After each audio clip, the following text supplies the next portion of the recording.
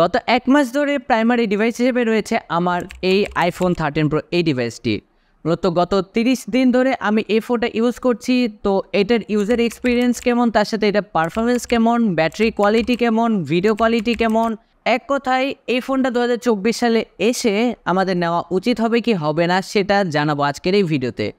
তাছাড়া আমি এই ফোনটা কত দিয়ে নিয়েছি সেটাও আজকের এই ভিডিওতে জানাবো।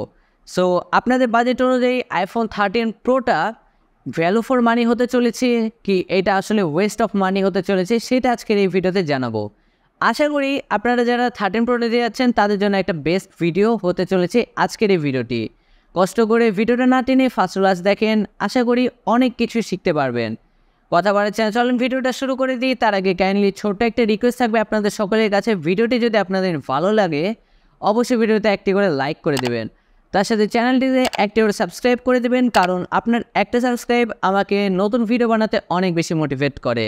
চলেন কথা বাড়াচ্ছি না, ভিডিওটা শুরু করে দেওয়া যাক।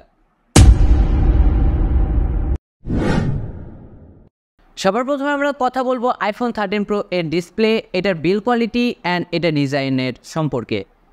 এটা ডিজাইন নিয়ে কথা বললে 2024 সালে এসে যথেষ্ট এটা প্রিমিয়াম ভাইব একটা দিচ্ছে অ্যান্ড এটা ফ্ল্যাগশিপ লেভেলের যত সকল ফোন আছে তাদের সাথে হাড্ডাহাড্ডি টক্কর দিতে পারবে এটা লুকস দিয়ে।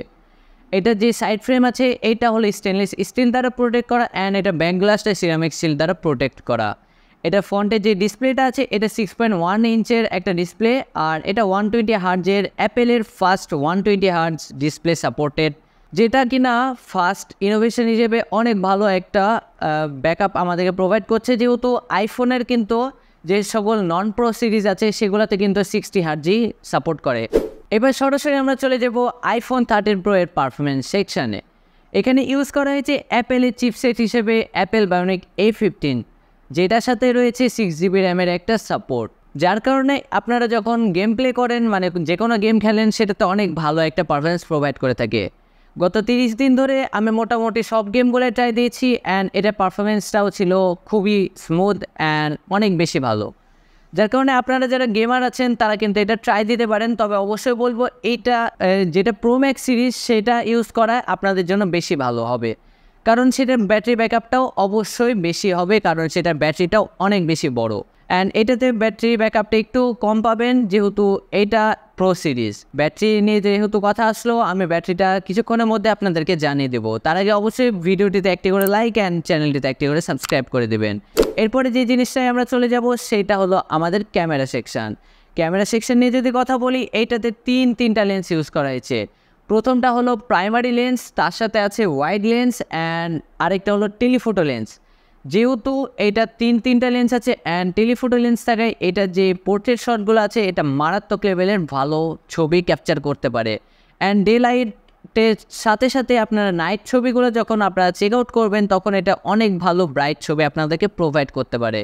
এরপরে যে জিনিসটা নিয়ে কথা বলবো সেটা হলো ক্যামেরার ভিডিও কোয়ালিটি কেমন। এটা যে স্টেবিলিটি ক্ষমতা আছে এটা অনেক বেশি ভালো, তার সাথে এটা ডাইনামিক রেঞ্জ অ্যান্ড হাইলাইটেড এরিয়াগুলো ভালো মতো ক্যাপচার করতে পারছিল ভিডিওতেও, যার কারণে আমি বলবো এটা আপনারা যারা ক্যামেরার জন্য নিতে যাচ্ছেন বেস্ট একটা অপশন হতে পারে এই বাজেটের মধ্যে। নেক্সট যে জিনিসটা নিয়ে কথা বলবো সেটা হলো আইফোন 13 প্রো এর ব্যাটারি ব্যাকআপ কেমন।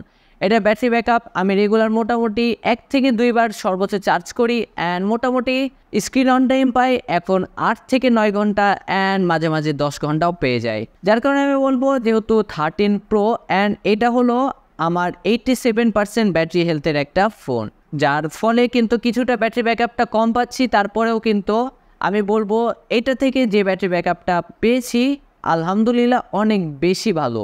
আপনারা ব্যাটারি ব্যাকআপ নিয়ে তেমন একটা প্যারা খাবেন না, যেটা আমার কাছে মনে হয়েছে। অ্যান্ড আমি যেহেতু হেভি ইউজার না, আমি মোটামুটি সোশ্যাল মিডিয়ায় স্ক্রোল করি, টুকটাক গেম খেলি অ্যান্ড ভিডিও ছবি এগুলো তুলি জাস্ট, যার কারণে খুব ভালো একটা ব্যাকআপ আমি পেয়েছি। তো আপনারা যারা নর্মাল ইউজের জন্য প্রো সিরিজ করছেন তাদের জন্য কিন্তু 13 প্রো একটা ভালো অপশান হতে পারে। অ্যান্ড নাও আপনাদেরকে একটা ভয়ের বিষয়ে বলবো, সেটা হলো এটা যে ডিসপ্লে সমস্যা।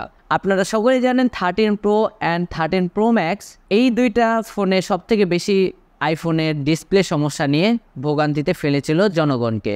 তবে আপনাদেরকে বলবো যারা ডিসপ্লে সমস্যা নিয়ে অনেক বেশি চিন্তিত, মানে ভয় লাগে যে একবার যদি ডিসপ্লেটা চলে যায় বা ডিসপ্লে কোনো সমস্যা হয় আমি চেঞ্জ করতে পারবো না, তাহলে অবশ্যই আপনারা এটা অ্যাভয়েড করতে পারেন। যারা ভাবছেন যে 13 Pro অ্যান্ড 13 Pro Max নিব বা ডিসপ্লে সমস্যা চাইবো না, তাহলে তারা অবশ্যই 12 Pro অ্যান্ড 12 Pro Maxটাও চেক আউট করতে পারেন অ্যান্ড 14 Pro অ্যান্ড 14 Pro Maxটাও দেখতে পারেন।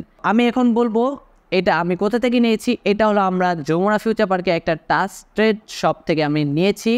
অ্যান্ড এটা যখন নিই এটা মোটামুটি 75,000-এর আশেপাশে আমার টাকা নিয়েছিল।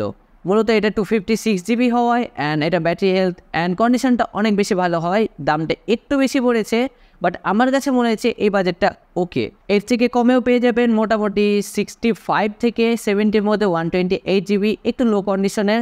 আমি আপনাদেরকে রিকমেন্ড করবো 256 GBটা নেওয়ার, কারণ আইফোনের স্টোরেজ কিন্তু অনেক তাড়াতাড়ি ফুল হয়ে যায়। আপনারা যেখান থেকে নেবেন অবশ্যই কন্ডিশনটা চেক আউট করে নেবেন যে আসলে কন্ডিশনটা কেমন আছে। মূলত এই ছিল ভিডিওটা কেমন লেগেছে, অ্যান্ড কোনো প্রকার যদি সমস্যা থাকে বা কোনো প্রশ্ন যদি আমার কাছে থেকে থাকে তাহলে অবশ্যই কমেন্ট বক্সে জানাবেন। অবশ্যই আপনার রিপ্লাই করে আপনার উত্তরটি দিয়ে দেব। তার সাথে আমি জানি আমার অনেক কথায় ভুল ত্রুটি হয়েছে এই ভিডিওতে, দেখা যাচ্ছে কিছু জায়গায় আটকে যাচ্ছি। সো যেহেতু আমি নতুন কন্টেন্ট ক্রিয়েটর, যার কারণে আপনাদেরকে বলবো অবশ্যই ক্ষমা করে দেবেন। নেক্সট ভিডিওতে ট্রাই করব নেক্সট ভিডিওগুলো আরও ভালোভাবে আপনাদের সামনে উপস্থাপনা করতে পারি, সেই জন্য দেখা হচ্ছে নতুন কোনো আরেকটি ভিডিওতে। তার আগে অবশ্যই বলবো ভিডিওটিতে একটি করে লাইক অ্যান্ড চ্যানেলটিকে একটি করে সাবস্ক্রাইব করে দেবেন।